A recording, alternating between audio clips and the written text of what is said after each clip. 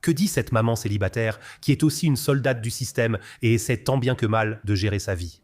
Quels conseils concrets as-tu pour ces personnes qui ne savent vraiment pas quoi faire une deuxième naissance? Et comment sortir de ce schéma alors qu'elles ne font que courir après le temps pour fonctionner à l'extérieur? Avant que nous commencions cette superbe conversation, je dois être honnête avec vous. 89% d'entre vous regardent régulièrement sans s'abonner à cette chaîne. Pour être honnête, ça me brise un peu le cœur parce que cette chaîne ne grandit que grâce à votre engagement. Si tu retires ne serait-ce qu'une seule chose de cette conversation aujourd'hui qui te rend 1% meilleur, alors aide-moi à inverser ce chiffre. Un abonnement ne te coûte rien, mais ça nous donne le signal qu'on est sur la bonne voie. Tu restes informé, nous restons motivés. C'est l'offre la plus équitable sur Internet. Passons maintenant à la vraie raison de ta présence aujourd'hui. Nous avons une biochimie corporelle et cette biochimie détermine à quel point nous pouvons penser clairement et aujourd'hui, savons-nous comment cette biochimie est composée? On peut facilement se l'imaginer. Quand je mange une banane, cette banane devient une partie de moi. Quand je mange une mangue, la mangue devient une partie de moi. Donc tout ce que je mange au cours de ma vie devient une partie de moi et détermine ainsi de manière significative mon champ vibratoire. Je peux en décider moi-même. En même temps, tout ce que j'ai vécu comme expérience dans ma vie s'accumule sous forme d'impressions. Je les porte aussi avec moi. Et tout cela forme une biochimie qui peut être très finement mélangée, comme un smoothie, ou être brassée de façon très toxique, comme une soupe toxique. Cela veut dire que mes pensées et ce que je consomme comme nourriture déterminent bien plus comment se manifeste mon humeur, à quel point je peux penser de façon claire et éveillée. On connaît tout ça, on mange ce qu'on mange. Je n'oublierai jamais ce Gabu, ce chaman australien, c'est lui, je crois, qui a dit « Celui qui mange de la pizza toute la journée finit par devenir une pizza et sera alors aussi mangé comme une pizza. » C'est exprimé de façon très particulière, mais on voit bien que si je mange des currywurst toute la journée, alors je peux méditer comme un loup. Je n'arrive pas à dépasser un certain niveau de conscience parce que je reste coincé dans une certaine biochimie, à cause des substances chimiques, des choses que mon corps considère comme non naturelles, le corps doit donc réagir pour survivre. Cela veut dire que tout ce que j'ingère qui est non naturel modifie cette biochimie. Et plus la biochimie vibre de façon grossière, plus il devient difficile de percevoir les choses subtiles. Et maintenant, ça devient intéressant. Plus nous favorisons les processus inflammatoires par une mauvaise alimentation, par une alimentation nuisible à la vie, plus nous sommes enflammés intérieurement, plus nos pensées deviennent embrouillées. L'inflammation silencieuse, l'inflammation rampante, ce sont des inflammations qui naissent de légers processus auto-immuns dans l'intestin et qui endommagent le microbiome petit à petit, d'abord légèrement, puis de plus en plus, et qui empêchent ensuite la production d'hormones comme la sérotonine, l'hormone du bien-être, l'ocytocine, l'hormone de l'amour, du bonheur, de la satisfaction, l'hormone du câlin, la mélatonine, l'hormone du sommeil. Si ces hormones, cette biochimie ne fonctionnent pas naturellement, alors il n'y aura pas de pensée bienveillante. Alors même des pensées comme penser à la paix, penser à la meilleure issue des conflits, deviennent de plus en plus difficiles. Nous sommes dans un autre champ de résonance. Suis-je intérieurement en résistance avec moi-même? Suis-je en train de me battre avec moi-même? Est-ce que mon corps se bat avec moi parce que je ne prends pas bien soin de lui? Alors cela engendre aussi des pensées, cela engendre des stratégies de survie, cela engendre des processus que nous voyons chez de nombreux politiciens, surtout en Amérique. Il en illustre bien l'exemple par sa façon de se nourrir. On se retrouve alors dans un champ de résonance. On n'arrive pas non plus à avoir des pensées particulièrement sensibles, empathiques, compatissantes, si l'on ne se nourrit pas avec compassion, si l'on ne fait pas attention à ce que l'on mange. Donc, pour répondre à ta question concernant la femme avec l'enfant, tout commence par une gestion attentive de son temps et par la manière dont je mange, ce que je mange, et comment je commence la journée. Yoga, méditation, eau tiède citronnée, grattage de la langue, huile de sésame, bain de bouche. Beaucoup d'inflammations insidieuses partent aussi de la bouche et se propagent dans le corps. Une méditation avec mantra, respiration. Donc, je peux volontiers proposer une routine quotidienne qui permet de commencer une journée qui sera vraiment réussie, une journée qui vaut la peine d'être vécue. C'est une énorme différence, comme tu l'as dit, si le matin je mets en fond une belle musique de mantra ou de beaux sons chinois, indiens ou japonais, ou si en arrière-plan il y a RTL, 2NTV ou les informations boursières. J'aborde la journée d'une manière totalement différente et c'est déjà là que tout commence.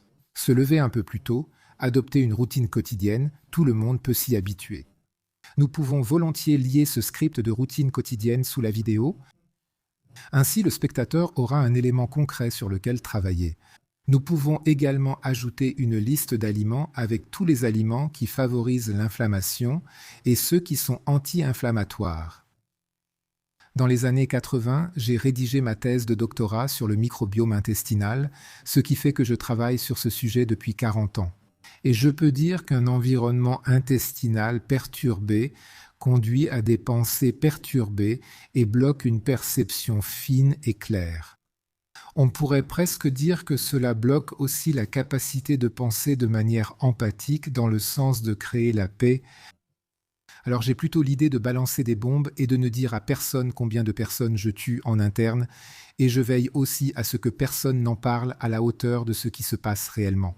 Parce que je suis dans un environnement où, à cause d'une mauvaise alimentation, je crée et entretiens constamment un stress, donc la nourriture.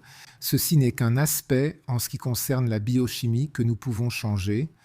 Mais ce qui est central, c'est que lorsque je fonctionne en état d'alerte, ma devise de vie devient « je dois survivre maintenant ». Cela signifie que l'homme politique, qui fonctionne certainement en mode alerte permanent, parce qu'il doit constamment craindre d'être déchiqueté par la presse. Il est donc en mode survie en permanence et il doit constamment se demander « Comment dois-je me comporter pour ne surtout pas être sanctionné ?» Je refuse d'être gouverné par des gens uniquement motivés par la peur. Je suis tout à fait d'accord avec toi. Je veux être gouverné par des gens qui se comportent de telle manière que je puisse dire « Eh, j'aimerais être comme lui. Eh, super gars, il nous montre l'exemple. » Et il y a de telles personnes, mais elles ne sont pas désirées en politique parce que tous les autres ont alors encore plus peur que ces personnes sages leur enlèvent, pour ainsi dire, leurs vêtements. Je suis entièrement d'accord avec toi. Tu viens de mentionner le collègue Donald Trump. Robert Kennedy a dit un jour à propos de Donald Trump qu'il était surpris de voir comment quelqu'un pouvait survivre dans une position aussi responsable et qui mange des cochonneries toute la journée.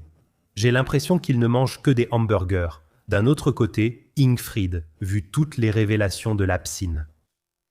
Je ne veux même pas entrer dans les détails maintenant, mais il y a quelques milliers de personnes dans le monde entier, toutes essaient d'intégrer ce cercle super exclusif. Tous parce qu'il y a ici de la multiplication d'argent, du délit d'initié, tu peux gagner tellement de fric avec toutes ces crises pandémiques. L'événement 201, le coronavirus, aurait été planifié 9 ans à l'avance. Tu peux gagner tant d'argent que tu deviens comme un dieu, au-dessus des lois. C'est le schéma qu'on voit dehors. Mais ils ont pris la mauvaise direction. Oui, je suis d'accord avec toi. Et ces personnes qui sont capables de rassembler autant de ressources financières en si peu de temps, juste pour traverser leur crise, ils sont parfaitement connectés et n'ont qu'un but, maintenir les gens dans le brouillard partout. Jusqu'à maintenant, ils réussissent très bien. Et avec les moyens du futur qu'ils auront encore, comme l'architecture de surveillance numérique, etc., ils vont vraiment enfermer l'homme dans une prison dont il sera très très difficile de sortir. Mon avis, quelqu'un qui passe 20 heures en ligne, j'en suis pas fier, à son pic d'activité et qui absorbe toutes ces informations d'une manière ou d'une autre. Je dois absolument venir à ton cabinet après-demain, ou bien au Steinhuder-Mer. Pourquoi? J'en ai vraiment besoin, il faut que je me déconnecte et que je repose mon système. Je ne travaille que pendant les heures de pointe, par intervalle, j'y vais puis je ressors, je gère bien, sinon je serais déjà à l'asile. Mais tu vois ce que je veux dire? Il y a un lobby qui dispose vraiment de milliards, qui n'a vraiment qu'une intention. Que tu restes bien embrumé, bien idiot, que tu paies bien tes impôts et surtout que tu ne t'éveilles pas. Si tu es chez toi en ce moment et que tu te demandes où tu pourrais t'enterrer vivant, écoute-moi un instant, j'ai quelque chose pour toi. Balthazar Becker et moi organisons le 29 mars À 17h, un webinaire gratuit où j'expliquerai concrètement ma stratégie pour quitter le système des enseignants et des fonctionnaires. Pas de théorie, pas de manuel, mais du concret, issu de la pratique. Parce qu'au final, tout tourne toujours autour de deux choses, la liberté intérieure et la liberté financière. Je peux vous assurer, le temps presse. Les 2 ou 3 prochaines années seront cruciales. C'est le moment d'agir. Rejoins le webinaire via le lien en bas dans la description. On voit à travers toutes ces personnes à quel point tout ce jeu est misérable et pauvre. Mais cela vient du fait qu'on essaie de trouver à l'extérieur ce qui ne peut être trouvé qu'à l'intérieur. Et ces personnes n'ont pas compris cela. On le voit aussi en ce moment dans les familles royales, quand des enfants grandissent sans aucun défi, mais qu'ils ont toujours tout. On cherche toujours plus à l'extérieur, il faut que ce soit encore plus fou. Et le Dalai Lama a dit un jour, lorsqu'il nous a rendu visite à Steinhude et qu'il a parlé devant 4000 personnes sur l'île de Baignade, il a dit ceci.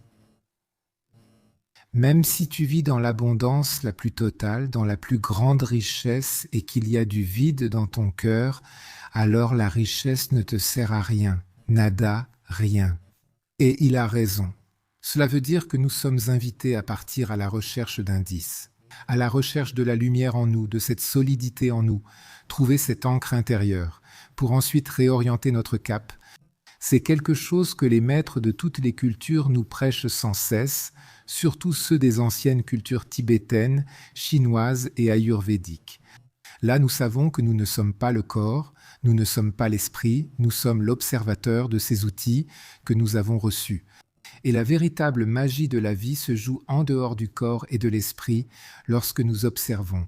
Et il y a de la colère en moi en ce moment, mais je ne suis pas la colère, je suis seulement l'observateur. Qu'il y a une biochimie qui bouillonne en moi, qui veut m'inviter à m'oublier, à être à côté de moi-même, hors de contrôle, perdu, et ensuite à m'y engager. Et à ce moment-là, le corps réagit, la tête devient rouge, le pouce s'accélère, le mode alarme s'active. Parce que je m'identifie à cette première pensée qui est en train de bouillonner.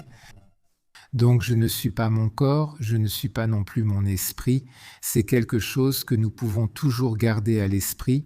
Ce sont tous les deux des outils. Et heureux celui qui parvient à reconnaître tôt qu'il est un observateur. Goethe a déjà parlé de ces deux voix dans la poitrine, deux voix, deux âmes dans la poitrine, l'une venant du pilote automatique. Résultat d'impressions qui cherchent à me maintenir dans d'anciens mécanismes de survie collés à moi comme de la colle.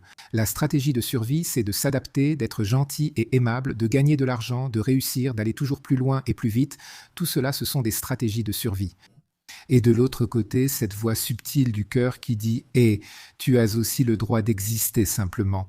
Ton existence est déjà un cadeau suffisant pour le monde. » Prends une profonde inspiration et sois, ne serait-ce qu'un instant, celui que tu es vraiment. Sors de ces schémas. Mais cette voix subtile du cœur n'est aussi qu'une voix qui surgit. Mais si je perçois qu'il y a une telle voix, alors je suis dans cet espace magique qui peut maintenant observer comment la tête et le cœur dansent ensemble. Dans cet espace magique, je peux prendre des décisions entièrement nouvelles et maintenant je peux explorer ces 97% de mon téléphone ou de ma capacité humaine, explorer le mode d'emploi, plonger plus profondément. Et c'est bien plus passionnant que de faire de grandes fêtes au bord de la piscine. Je suis entièrement d'accord avec toi. Ça peut peut-être sembler comme un discours ésotérique, mais on n'a pas besoin de trop s'informer. Il suffit simplement de se rappeler qui nous sommes, parce qu'il y a tellement d'informations qui circulent dehors. J'ai récemment demandé à Florian Homme, qui a parfois gagné 30 ou 40 millions en une journée, ce que cela représentait pour lui. Oui, d'accord. Alors j'ai regardé les chiffres, et à ce moment-là, j'ai eu la chair de poule, et j'ai regardé les chiffres. Ah d'accord, telle et telle formule, ok, ça a du sens. Oui, bon, d'accord, continuons. Ça veut dire que cette ocytocine que tu as mentionnée à plusieurs reprises, elle circule complètement parce qu'il n'y a pas de fondement. Je crois que le professeur Spitz l'a aussi décrit dans une interview. Il a dit quelque chose de similaire, que ça ne repose sur aucun fondement et donc ça ne peut pas vraiment porter ses fruits. Par opposition à d'autres personnes qui portent peut-être un certain fondement en elles, où l'on prend d'abord un instant pour réfléchir, être reconnaissant, se demander où l'on en est dans la vie, c'est ce que ces personnes essaient de faire. Et j'inclus aussi Florian Holm, que j'apprécie vraiment beaucoup. Du moins, je crois à 100% à sa transformation. Mais lui aussi, auparavant, était un peu détaché de lui-même. Il courait sans cesse après toujours plus d'argent et de capital. Ce n'est pas grave, c'est permis aussi. La vie est faite pour essayer des choses.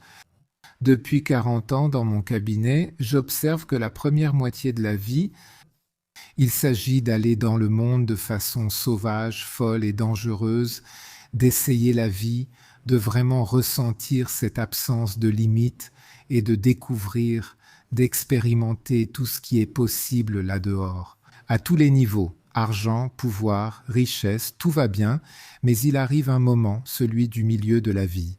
C'est comme un cercle, on commence au centre. Et on sort dans le monde, on essaie de trouver le bonheur là-dehors. On s'engage, pour ainsi dire, dans l'enchevêtrement de la matière à l'extérieur, puis il y a le milieu de la vie. Et à partir de ce moment-là, il s'agit de revenir vers le centre. Nous passons maintenant de l'enchevêtrement au développement, parce que nous comprenons lentement que le bonheur ne se trouve pas à l'extérieur, mais que c'est la manière dont je réagis à ce qui est dehors. C'est cela qui détermine à quel point ma journée, ma semaine, ma vie sont heureuses et épanouies. Et on peut aussi comparer cela à un match de football. En première mi-temps, l'équipe joue dans une direction, puis il y a le coup de sifflet de l'arbitre. Après une courte pause, tout le monde joue dans l'autre sens. Maintenant, il faut s'imaginer, tu viens de le mentionner par exemple, il y a un joueur qui dit « J'ai joué tout le temps dans cette direction, je continue simplement dans cette direction, je n'écoute pas l'arbitre ». Alors il va marquer contre son camp, puis l'arbitre va siffler et n'acceptera pas les buts. Il va essayer de lui expliquer qu'il doit maintenant jouer dans l'autre direction. Si le joueur résiste et dit « Mais je veux continuer à jouer, j'ai encore besoin de 5 maisons de plus, j'ai encore besoin d'un avion et ça, et ça, et ça », alors il se peut que l'arbitre siffle encore plus fort. Et à la fin, il reçoit un coup en plein visage. L'arbitre, parce qu'il n'a fait que siffler, mais l'arbitre, ce sont les signaux que notre corps envoie pour attirer l'attention et ce n'est pas à l'extérieur. Tu ne le trouveras qu'en toi. Donc, retourne au centre. Et c'est une prise de conscience qui, comme le disaient déjà les anciens philosophes de toutes les traditions, devrait grandir lentement à l'âge mûr et prendre plus de place. Et alors naissent ces merveilleux voyages qui ont des priorités tout à fait différentes. Ce sont alors des voyages intérieurs ou des voyages vers des personnes qui transmettent la sagesse, qui partagent leur expérience de vie et qui font ressentir quelque chose. Aujourd'hui, ce n'est plus le cas. Autrefois, à l'époque de Sigmund Freud, la psychothérapie analysait les traumatismes en détail. Je trouve que c'est une forme de thérapie très centrée sur l'ego. Je pense qu'il est temps aujourd'hui que l'époque change. Il ne s'agit plus de savoir qui j'ai été, mais qui je pourrais être. Et quels outils sont à ma disposition ici et maintenant, aujourd'hui, pour trouver cette lumière, cette force en moi, pour devenir cette personne possible qui est déjà en moi. Et nous remarquons que trop de temps est consacré à l'ancien et qu'on ne porte pas assez d'attention à ce qui compte. Où est-ce que j'en suis maintenant? Quelles sont les prochaines étapes? Qu'est-ce qui veut émerger de cela, de moi?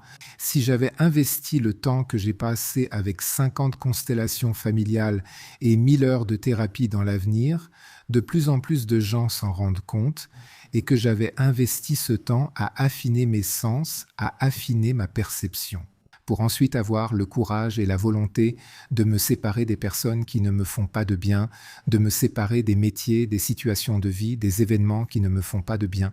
C'est entre mes mains de changer les choses. Il suffit juste d'une décision. Et c'est exactement ça, il y a 20 ans, quand Matrix est sorti, chaque patient dans mon cabinet recevait une pilule rouge et une pilule bleue. C'était juste des comprimés de menthe. Et s'il était prêt à changer, il devait prendre un comprimé et me rendre l'autre. Celui qui prenait ce comprimé qui symbolisait l'évolution prenait la décision pour lui-même, oui, je veux avancer. Prendre l'autre comprimé, c'était choisir de rester dans l'ancien et de ne pas oser la nouveauté. C'est aussi acceptable. J'ai dit, d'autres médecins sont meilleurs que moi. Allez les voir. Vous y serez traité comme vous le souhaitez. Et cela aussi, nous devons l'apprécier. Il y a des personnes qui ne veulent pas évoluer, qui ont choisi de préférer souffrir plutôt que de changer quelque chose. C'est normal, cela peut aussi être ainsi.